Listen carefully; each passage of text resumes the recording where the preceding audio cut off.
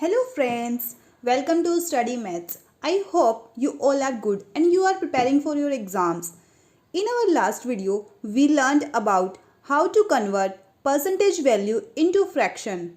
And today, we will discuss about how to convert fraction value into percentage. तो let's see.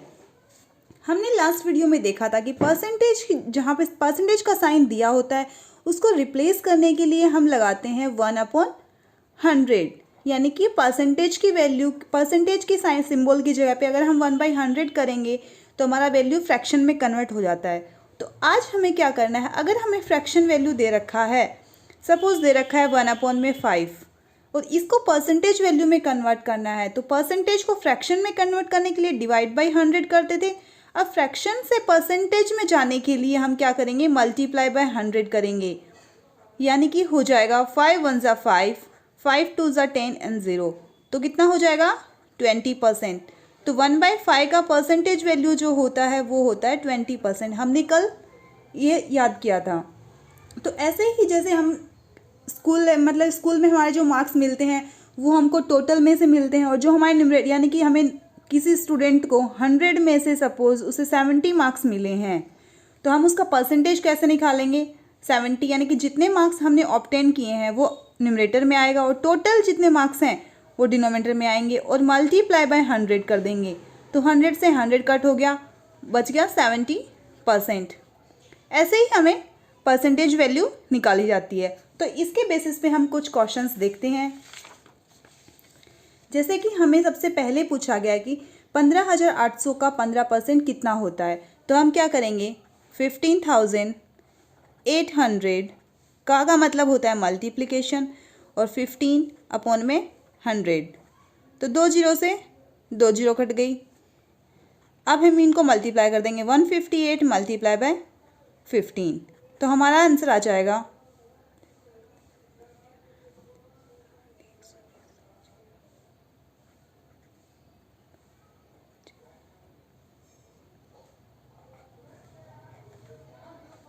आ जाएगा 2370।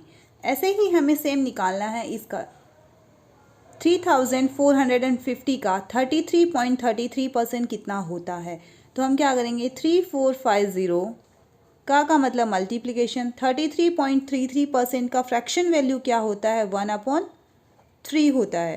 तो ये 3 से कट हो जाएगा, 3 1 ज़ा 3, 3 1 ज़ा 3 एंड 3 5 ज़ा एंड 0, तो कितना वैल्यू आ जाएगा इसका 1150। ऐसे ही हमारा नेक्स्ट क्वेश्चन है कि 8400 का 8.33% कितना होता है। 8.33% का फ्रैक्शन वैल्यू जो होता है वो होता है 1/12 और 8400 हम क्या करेंगे, इधर मल्टीप्लाई कर देंगे,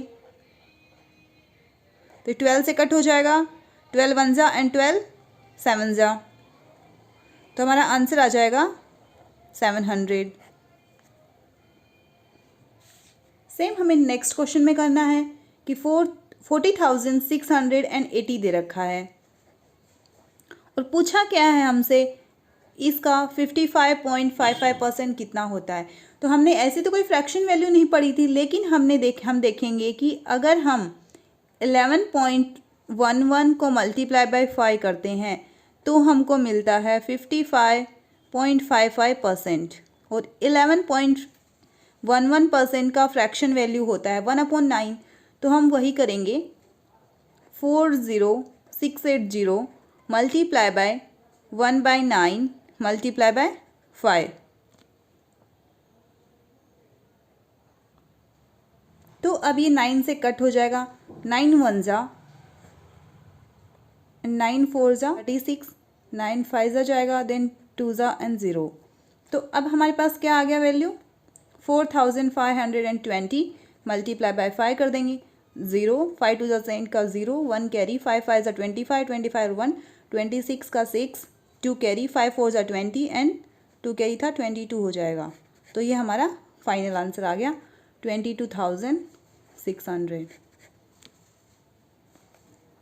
अब हमें दे रखा है कि 350 का 34% कितना होता है। तो हमें क्या करना है, इसमें क्या होता है कि यहाँ प्रॉपर्टी लिखा है एक्स का Y percent equals to Y का एक्स परसेंट है वो इक्वल होता है, यानी कि या फिर तो एक्स का वाई परसेंट निकालो या फिर उल्टा कर दो, वाई का एक्स परसेंट निकाल दो, बात वही है। यानी कि यहाँ पे 350 का 34% निकाल लो या फिर 34 का 350% निकाल लो, तो हमें 34 का फ्रैक्शन वैल्यू तो पता नहीं है, तो यानी कि हमारे कॉम्प्लिकेटेड हो जाएगा। अगर हम इसे 34 अपॉन में 100 करके करेंगे तो ये कॉम्प्लिकेटेड हो जाएगा, काफ़ी डिफिकल्ट बनेगा हमारे कैलकुलेशन के लिए। कैलकुलेशन ईजी करने के लिए हम क्या करेंगे, 34 का 350% कितना होगा ये कर लेंगे। तो 34 मल्टीप्लाई बाय 350%, तो 350% का हमें पता है 50 का फ्रैक्शन वैल्यू जो होता है 1 होता है, तो इसे हम लिख सकते हैं 300 प्लस में 50, और 300 का परसेंटेज का फ्रैक्शन वैल्यू होता है 3 एंड 50% का फ्रैक्शन वैल्यू होता है 1/2, तो ये हो जाएगा 3 to the 6 और 1 7, तो कितना हो जाएगा 34 मल्टीप्लाई बाय 7/2। अब ये 2 से कट हो जाएगा, 2 1 जा एंड 2 7 जा, अब 17 7 जा कितना होता है 119।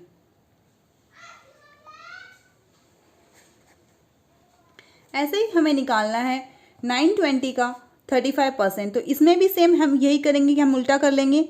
35 का 920% कितना होता है, तो 35 मल्टीप्लाई बाय, इसको हम लिख सकते हैं 900 प्लस में 20%,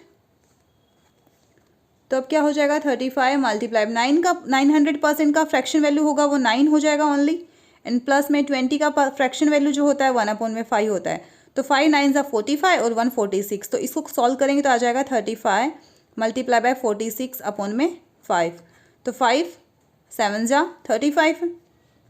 अब इसे मल्टीप्लाई कर देंगे 46 मल्टीप्लाई बाय 7, 6 7 जा 42 का 2 4 कैरी, 7 4 जा 28 एंड प्लस 4 करेंगे 32 हो जाएगा, तो 322 इसका आंसर हो जाएगा। अब हमारा नेक्स्ट क्वेश्चन जो है 128 का कितना परसेंट 80 होता है, यानी कि हमें परसेंटेज वैल्यू फाइंड आउट करनी है, हमें आंसर यानी कि फाइनल उसने उतना परसेंट निकाल के दे रखा है, लेकिन हमें ये नहीं पता कि 128 का कितना परसेंट है वो 80 होता है, तो हमें निकालना है ये अभी। तो इसमें क्या करेंगे, हमें परसेंटेज वैल्यू निकालना है, तो 80 मैंने क्या बताया था, जो हमारे पास जितने मार्क्स हमें मिले हैं उतने हम ऊपर रख देते हैं, यानी कि 80 रख दिया ऊपर, और डिनोमिनेटर में रख देंगे हम टोटल, तो 128। अब ये 4 से कट होगा, 16 से डायरेक्ट कट हो रहा है, 16 5 जा 80 और 16 8 जा 128, तो हो गया 5/8।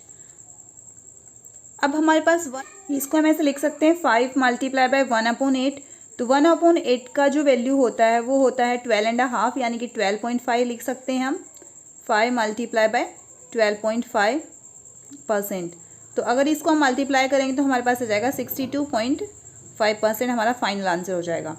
अब नेक्स्ट क्वेश्चन जो है वो उसमें पूछा है कि एक खिलौने की रेट 60 से घटकर 55 हो जाती है, यानी कि बोला है कि कोई भी खिलौना है उसकी ओरिजिनल रेट जो है वो 66 रुपीज़ थी, यानी शॉपकीपर ने क्या कर दिया, घटा के 55 कर दी, तो रेट में कितने परसेंट की कमी आई है, यानी कि उसने शॉपकीपर ने कितना परसेंटेज है वो रेट कम कर दिया है। तो हमें देखना है, पहले जो रेट थी वो 66 थी और अभी न्यू रेट है वो 55 हो गई है, यानी कितने की कमी आई है, यहाँ से 11 की कमी आई है, यानी कि किसने पे, यानी 11 रुपये कम हुए हैं कितने में से, 66 में से, तो करेंगे 11/66, यानी कि जितने की कमी हुई है, या फिर जो या तो होता है घटा कमी हुई है कोई चीज़ में, या फिर इतने वो बढ़ी है, तो जो भी कम हुई या ज़्यादा हुई वो न्यूमरेटर में लिखेंगे और अपॉन में टोटल लिख देंगे, तो 11 1 जा 11, 11 6 जा 66, तो हो गया 1/6। अब 1/6 की वैल्यू कल हमने देखी थी 16 एंड 2/3% होती है, तो इतने परसेंट की उसमें कमी आई, यानी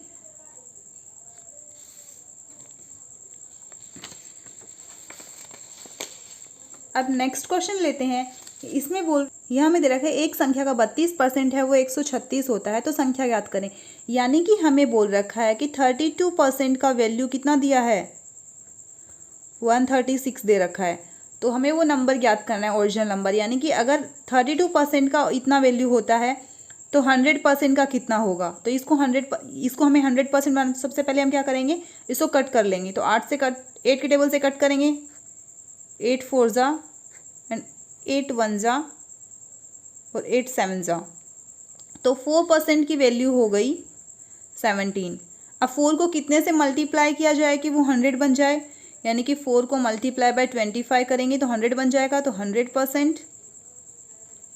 और इसको भी 17 को भी हम 25 से मल्टीप्लाई करेंगे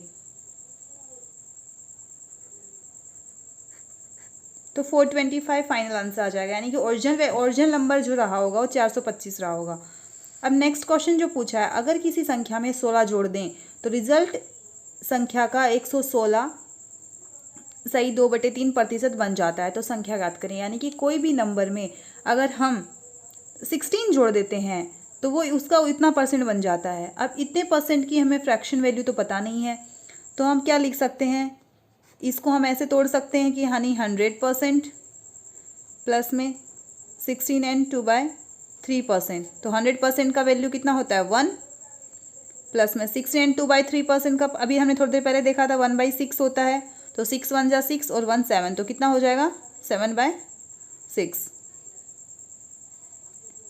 अब बोला है कि 7/6। अब क्या बोला है कि अगर कोई संख्या में 16 जोड़ दें, यानी ओरिजिनल वे नंबर 6 रहा होगा, 6 में कितना प्लस करेंगे कि 7 बन जाए, यानी कि +1 करेंगे तो 7 बनता है।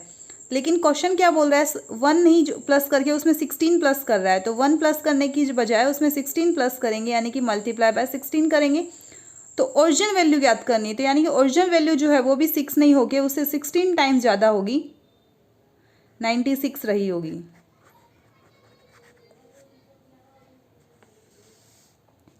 अब नेक्स्ट क्वेश्चन दिया है, एक आदमी एक संख्या को 3/5 के बजाय 7/4 से गुणा कर देता है, तो उसके राज्यों में कितने प्रतिशत का बदलाव आएगा।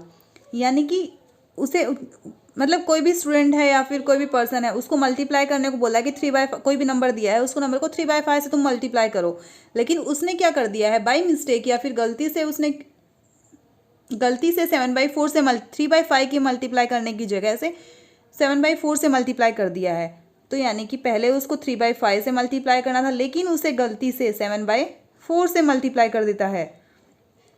तो 5 और जो दोनों के डिनोमिनेटर हैं उसका हम एलसीएम ले लेंगे, 5 एंड 4 का एलसीएम हो जाएगा 5 4 जा 20।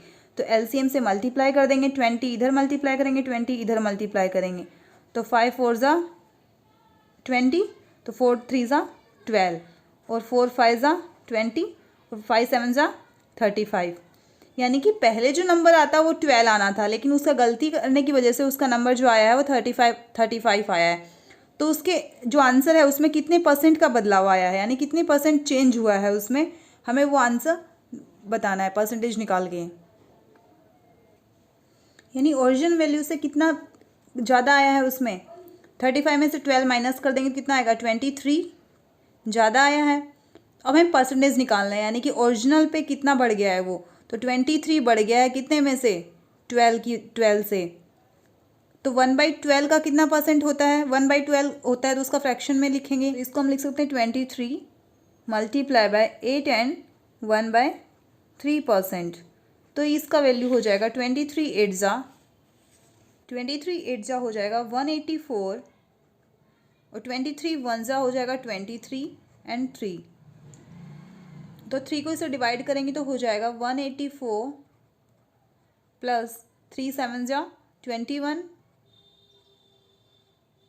और प्लस में 2 रिमाइंडर बचेगा 2/3। ये टोटल हो जाएगा 191 2/3%। यानी कि ओरिजिनल वैल्यू से कितना ज़्यादा आ गया, 191 एंड 2/3% ज़्यादा आया है, यानी इंक्रीज़ हो गया है, बढ़ गया है। अब पूछा है कि अगर x y से 25% ज़्यादा कमाता है तो y x से कितने परसेंट कम कमाता है, यानी 25% का फ्रैक्शन वैल्यू कितना होता है 1/4। यानी x है वो y से 25% ज़्यादा कमाता है, यानी x और y, x है वो y से ज़्यादा कमाता है, तो y की वैल्यू ये रही होगी 4 और x की वैल्यू कितनी रहेगी 4 से 1 ज़्यादा, यानी कि 5। तो पूछा है y x से कितना परसेंट कम कमाता है, यानी y है वो x से 1% एक नंबर कम कमाता है, तो 1 में किससे कम कमाता है, x से, तो अपॉन में x की वैल्यू आ जाएगी 1/5। 1/5 का परसेंटेज वैल्यू होता है 20%। सेम यही नेक्स्ट क्वेश्चन है, p जो है वो q से 6 गुना है, तो q है p से कितने परसेंट कम है, यानी कि एक p है और एक है q है। बोला है p q से 6 गुना है, p जो है वो q से 6 गुना है, यानी q एक रहा होगा तो p कितना है, 6 रहा होगा। अब इससे कितने ज़्यादा है, 5 ज़्यादा है, तो यानी कि 5 में, अब पूछा q है वो p से कितने परसेंट कम है, तो 5% कम, 5 नंबर कम है, तो 5/6, तो 1/6 का मतलब होता है 16 एंड 2/3% मल्टीप्लाई बाय 5। 16 5 ज़ा 80, 5 2 ज़ा 10 अपॉन में 3%। अब इसको क्या करेंगे, 80 प्लस में 3 को डिवाइड करेंगे, 10 को 3 से डिवाइड करेंगे तो 3 3 ज़ा 9, 3 ज़ा प्लस में 1 रिमाइंडर बच जाएगा अपॉन में 3, तो ये हो जाएगा फाइनल आंसर 83 एंड 1/3% हमारा फाइनल आंसर हो जाएगा। आई होप क्वेश्चंस आप सबको पसंद आए होंगे। ऐसे ही और वीडियो देखने के लिए please like, share and subscribe.